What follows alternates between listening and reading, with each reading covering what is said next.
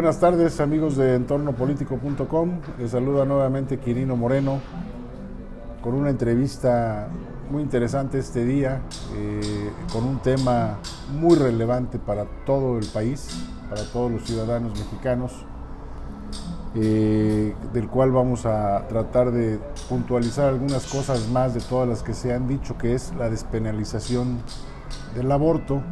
Y para ello tenemos aquí con nosotros al presbítero José Manuel Suazo Reyes, un hombre muy preparado y muy empapado en esta materia del aborto, el cual nos va a poder solucionar y responder a algunos de los cuestionamientos que hemos podido detectar en las redes sociales y en los medios de comunicación. Padre, le doy la bienvenida. Gracias, Quirino, por esta invitación a Entorno Político. Gracias por permitirnos utilizar estos micrófonos para platicar, además contigo, pues con tu público de alguna manera que te sigue a través de este canal. Gracias, Padre. Bueno, pues el Padre es también director de comunicación social de la Arquidiócesis de Jalapa y ha estado mucho más activo que de costumbre en las últimas semanas a raíz de la decisión de despenalizar el aborto, que para la Iglesia, bueno, pues sigue siendo un asesinato, el aborto sigue siendo un asesinato de un ser. Sin embargo, hay muchos puntos de vista al respecto. Pero algo que nos llama la atención es que la Suprema Corte de Justicia, que reafirmó la decisión de la despenalización del aborto, ha estado también haciéndolo en los estados de la República. Hay estados donde habían estado procurando, habían tratado de mantener la protección de la vida desde la concepción de un ser humano, de un bebé. ¿Qué opina de esto? Porque hay 21 estados a los que les está la Suprema Corte reprobando todos sus articulados locales que tengan que ver con la protección a la vida de un bebé antes de nacer. Claro. Bueno, me gustaría, antes de dar un comentario sobre estas resoluciones que acaba de hacer la Corte, como que contextualizar esto que hoy estamos aquí platicando, y que es un tema de mucha actualidad por todas las implicaciones que estas decisiones tienen para México, para la sociedad, para el sistema político, por ejemplo, el tema de la democracia, desde luego para el tema de derechos humanos y las libertades individuales y los tratados internacionales. Entonces, en esta semana, la Suprema Corte anunció que discutiría dos acciones de inconstitucionalidad para resolverlas. Una tuvo que ver con la reforma del Código Penal en Coahuila, donde se hablaba de que si una mujer abortaba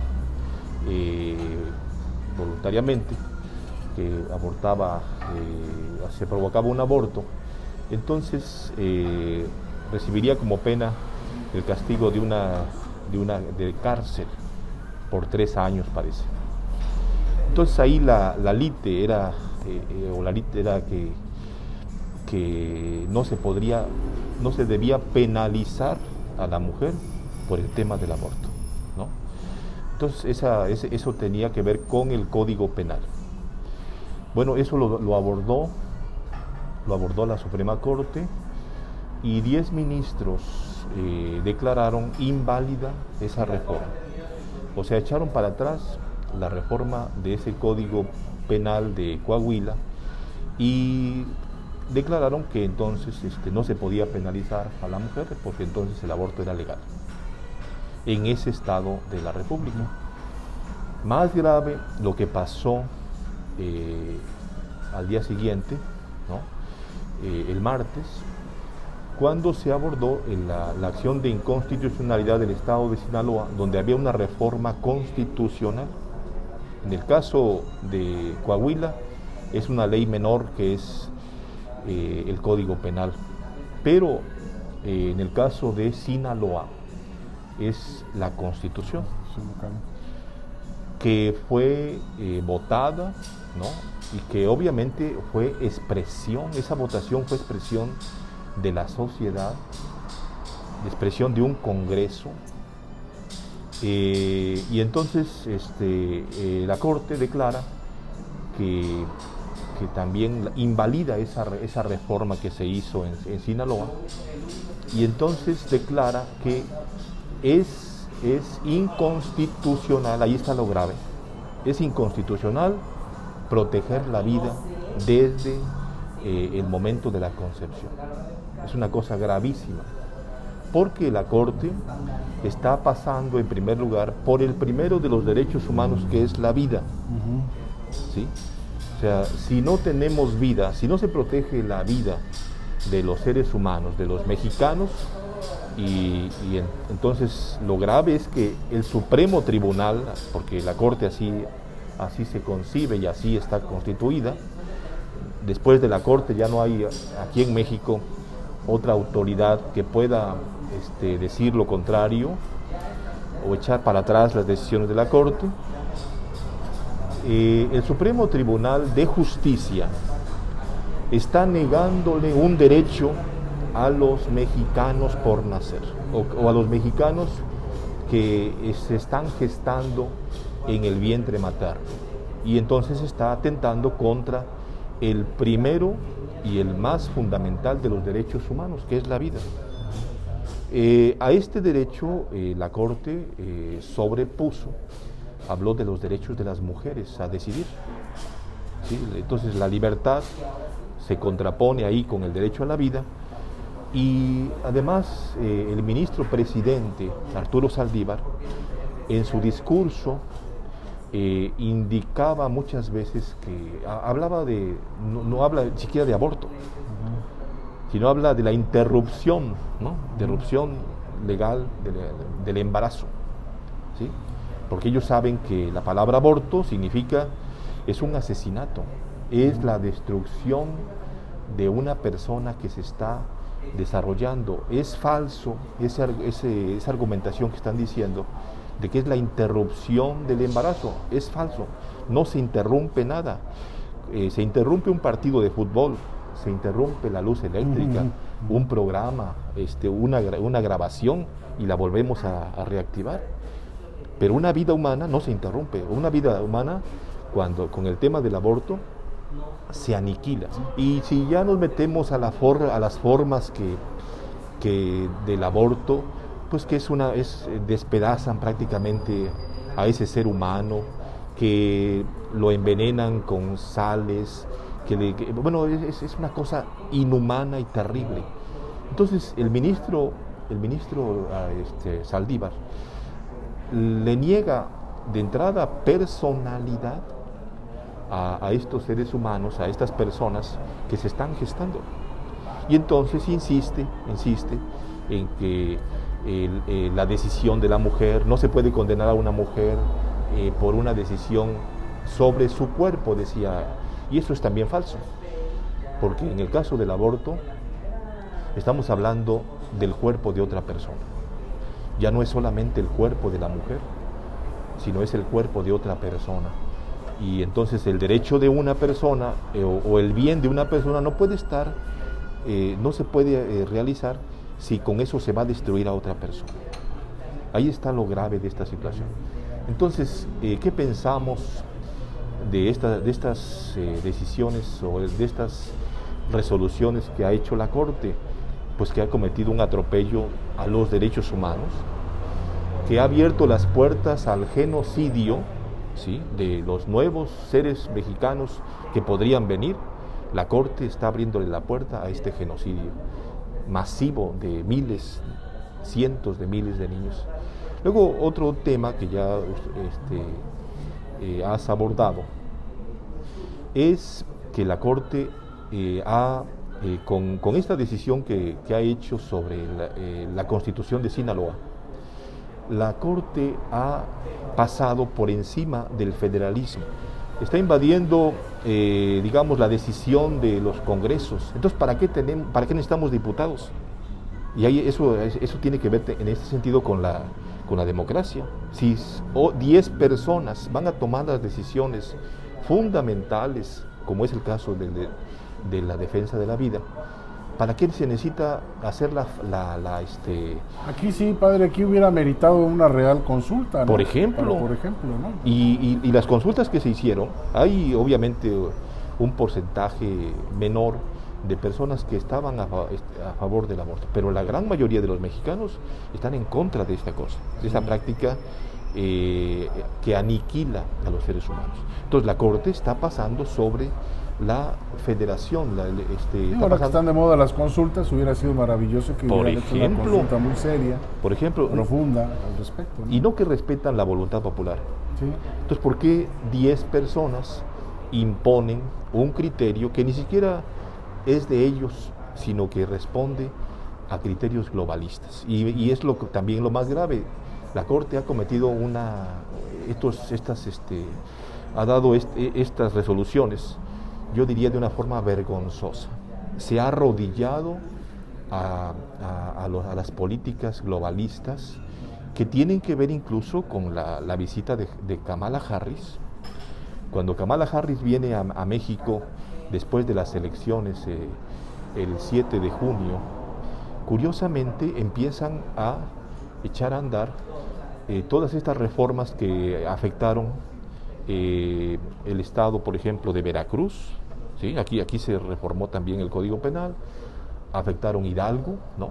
Afectaron Oaxaca, haciendo cosas indebidas, ilegales, inconstitucionales, pasaron por encima de las constituciones. Y luego no nos extraña que en Washington el secretario de Relaciones Exteriores, Ebrard, se reunía con Kamala Harris. Es muy sospechoso, es casi como para ir a entregarle cuentas. Mire, ya tenemos de los 3 cosas que nos encomendaron, ya tenemos 2 resueltas. Esa es una cosa gravísima. Entonces, están atentando contra el federalismo, contra la independencia y la soberanía de los estados, contra los derechos humanos que México firmó, el derecho a la vida reconocida desde el momento de la concepción, es reconocida por tratados internacionales. No existe, como lo quiso presentar el ministro Saldívar, el derecho a abortar. Ningún tratado internacional lo reconoce, porque no se puede reconocer el derecho de asesinar a otra persona y proponerlo incluso en una declaración de la Corte. La Corte se atrevió a eso. Eso es muy grave. ¿Y hay organismos internacionales que pudieran responder al respecto de lo que está pasando en México? De lo que está pasando en México, yo creo que esperemos que... El problema es que los árbitros, por ejemplo, en el caso de la Corte Internacional, los árbitros están cortados con la misma tijera. Sí hay otros organismos, otras instancias, pero que prácticamente siguen los mismos criterios que ahorita están siguiendo aquí en la Corte. Entonces es muy lamentable que, vuelvo a decir, que además la fundamentación de los ministros, nos llamó la atención esto, que todos concertaran en las mismas conclusiones. Es muy extraño que no haya habido una voz discordante que se opusiera, que dijeran un poquito al menos el disfraz de que fue una cosa, un debate, que aparecieron las voces y los argumentos de voces discordantes. Ninguno, todos inclinados. Aquí sí hubo, en el Congreso sí hubo, ¿no? En el Congreso sí. Creo que se aprobó con... Sí.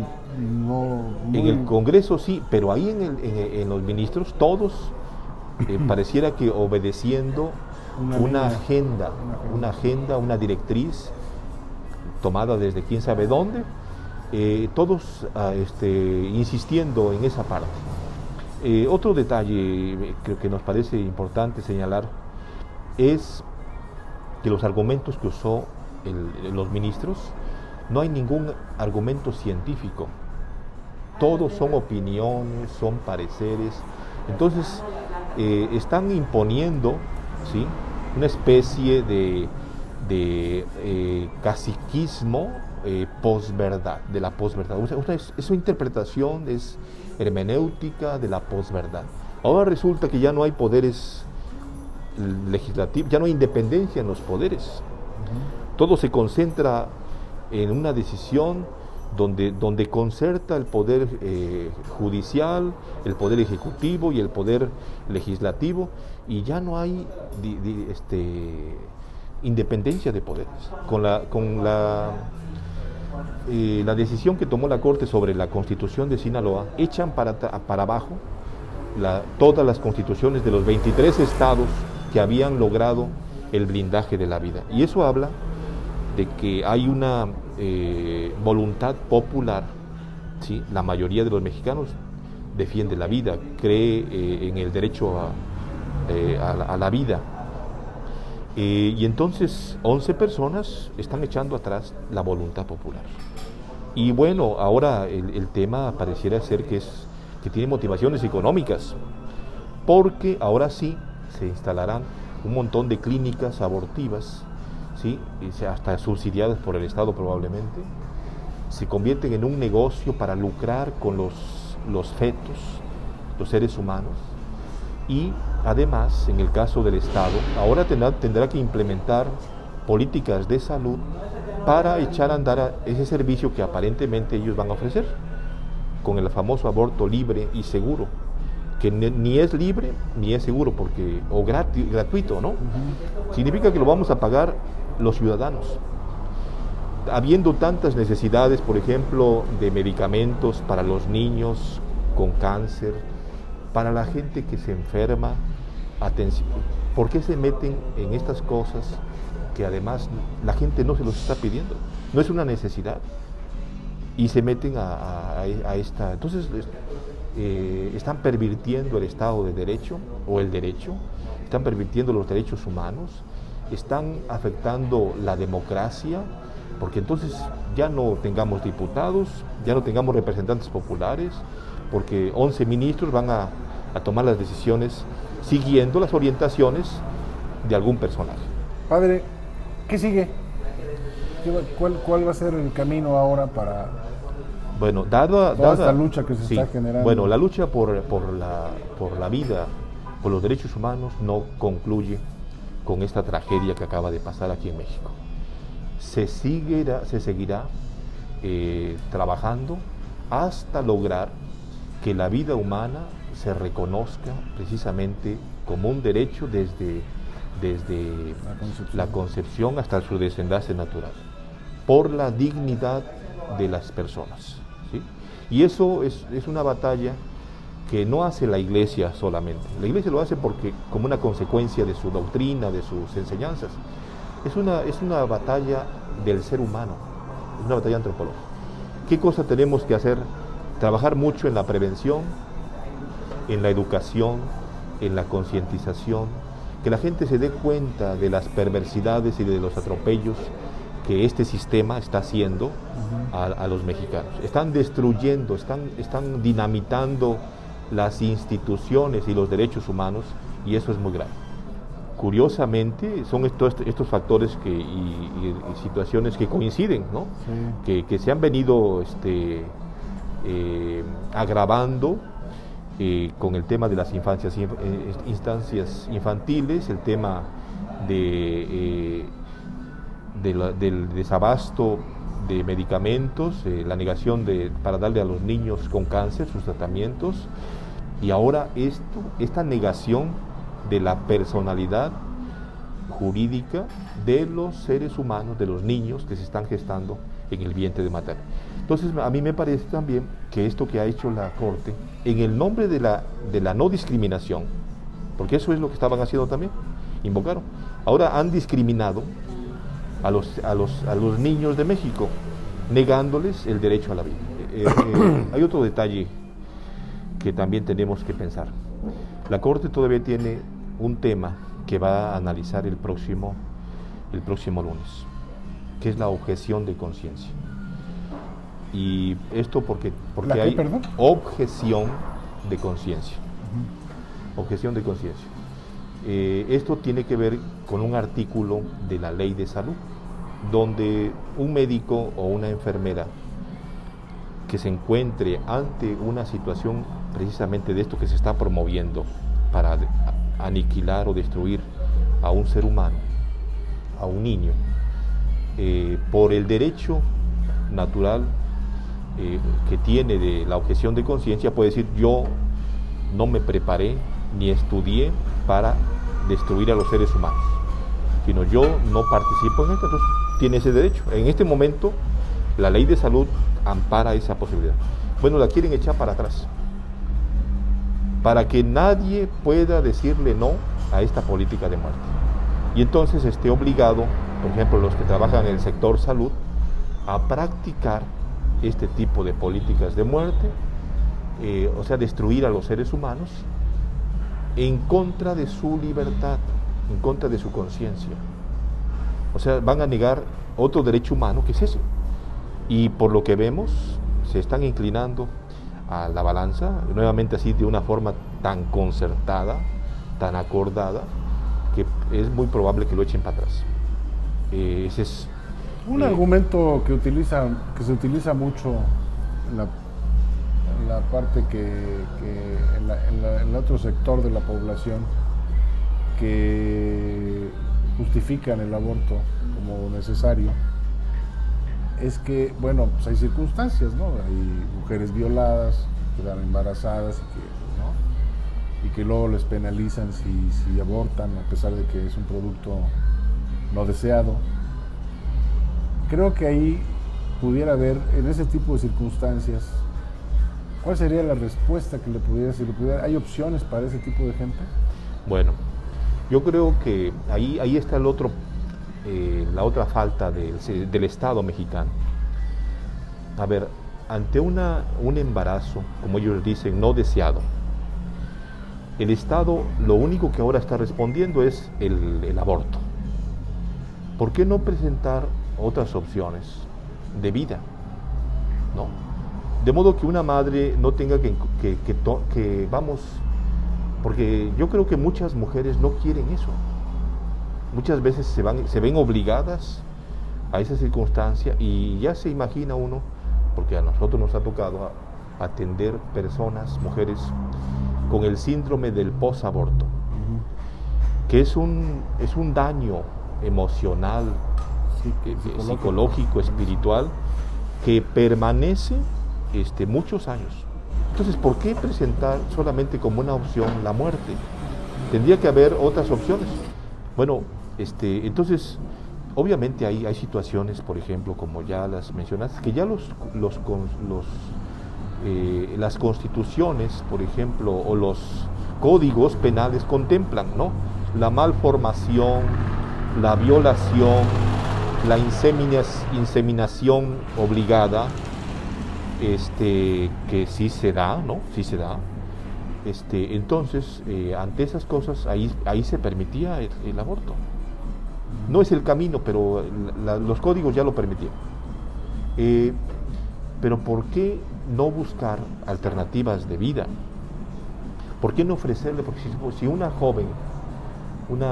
mujer joven que está estudiando, se encontrara en esta situación de embarazo, entre comillas, no deseado, ¿qué alternativas de vida le ofrece el Estado? Solamente la muerte. ¿Por qué no ofrecerle una beca? ¿Por qué no ofrecerle apoyo? ¿Por qué no, si esta mujer dice, bueno, yo no quiero asesinar a mi hijo, pero tampoco lo quiero tener? Bueno, pues permite que viva, y entonces lo da en adopción. Hay, en el caso de la iglesia, casas donde se reciben a estas mamás que están esperando a su bebé, que no lo desean, y que incluso después les ayudan, si es que así lo permiten las mamás estas, a darlo en adopción, que les dan casa, sustento, les ayudan para que su bebé nazca, les orientan, etc. Son opciones de vida.